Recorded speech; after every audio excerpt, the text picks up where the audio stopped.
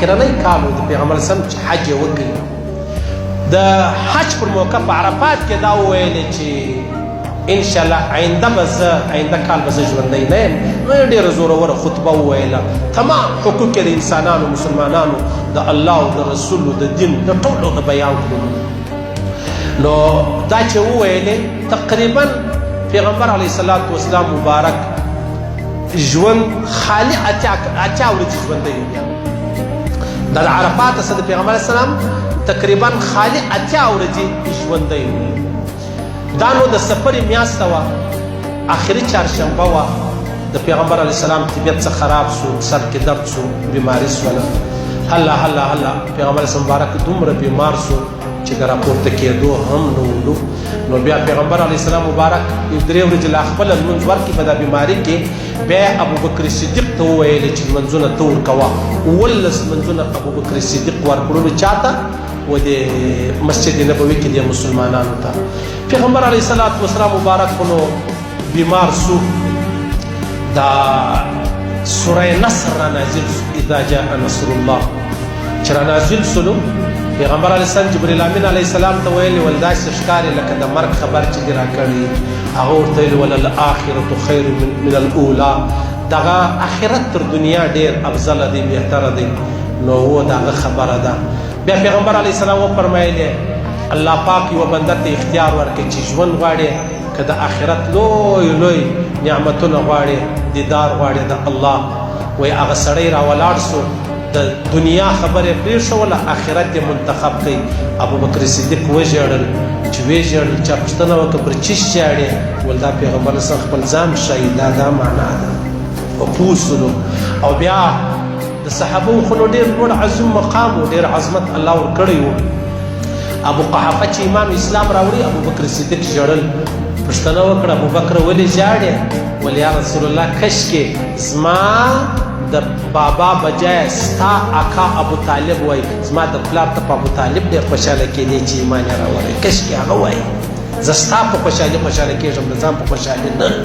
نو خیر پیغمبر علیه الصلاة والسلام مبارک بیمار دی خلک راځي پوښتنې لره رښتینې لره عایشه صدیقیه ډېره ماهره وه په طب کې چا پوښتنه جنې وکړه دا ته څنګه ول دا چې پیغمبر صلی مبارک بیمار شو خلک به راتلل یو بل شی به فرمایي نو بیا ما هغه جوړول ورکول نو بیا ما دا شان حالت اجدا کړلو پیغمبر اسلام عایشې صدیقیه ته وایي عایشې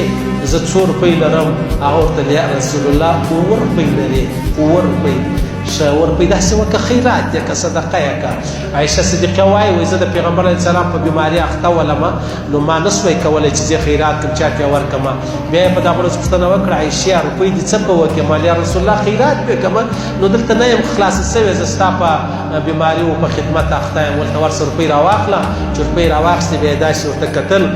تر سترګې اوښکې وبهېدلې ول زه به په داسې حال کې د الله سره ملاوېږم چې زما به روپۍ پاتې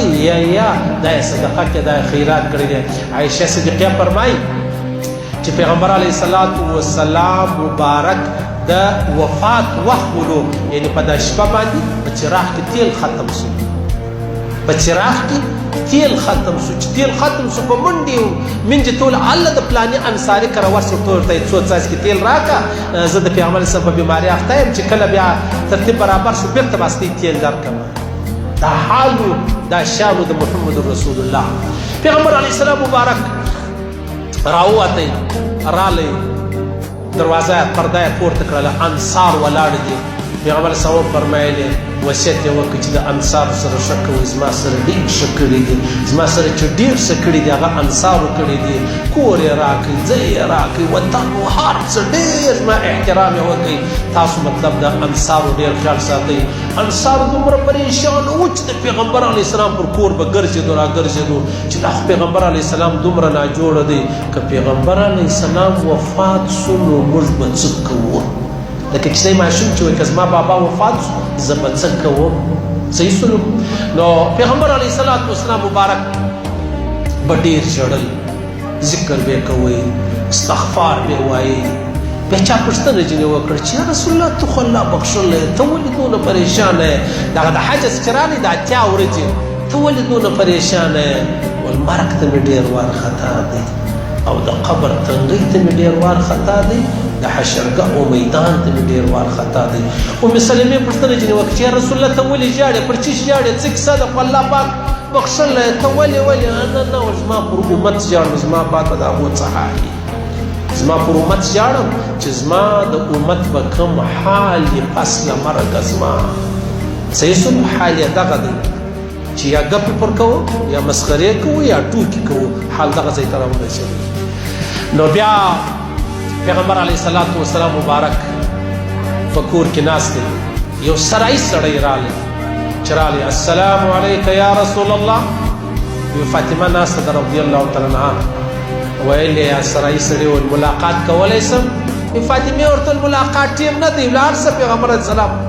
طبیعت برابر نه دی، ټیک نه دی. نو پیغمبر صاحب سترګې راروڼې کړې، ویې ویلې څوک وو،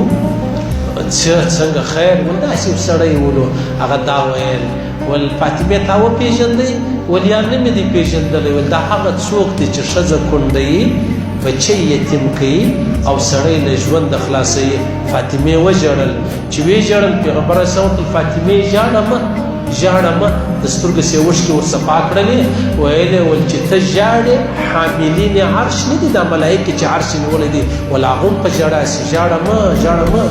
بیا ورسه حسن حسین راوله، بیا چې هغه راوستل بیا ډېر وصیت وکړي چې تاسو به زما د بچیانو خیال ساتئ، که چا زما د بچیانو خیال وساتئ، د اهل بیت خیال وساتئ، هغه زما خیال وساتئ، که چا د اهل بیت خدمت وکړي هغه زما خدمت وکړي، که چا د اهل بیت احترام وکړي او بیا اهل بیت هغه جزا بدله ورنه کړه، د قیامت په ورځ پر حوض کوثر یې له ما وغواړئ، زما د بچیانو زما د کورنۍ به ډېر خیال ساتئ. دا د پیغمبر علیه الصلاة والسلام خبرې وې.